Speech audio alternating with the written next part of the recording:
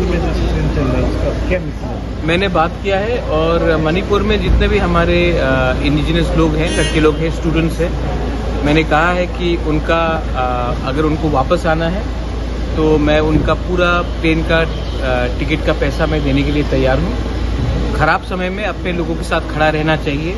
मेरा ख़राब समय में भी मेरे लोगों ने मेरे संग खड़ा रहा।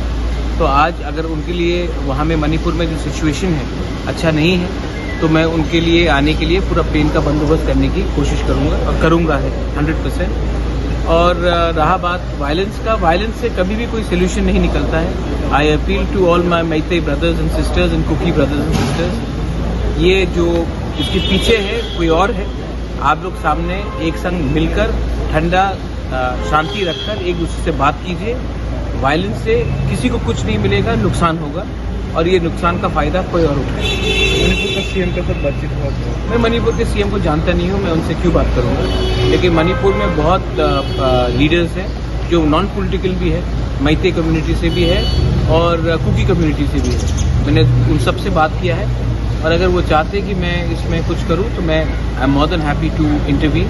लेकिन इम्पोर्टेंट बात यह है कि शांति रहना चाहिए। किसी का घर, किसी का चर्च, किसी का मंदिर को नहीं जलाना चाहिए। इससे किसी को कुछ नहीं मिलेगा और सोसाइटी डिवाइड होगी।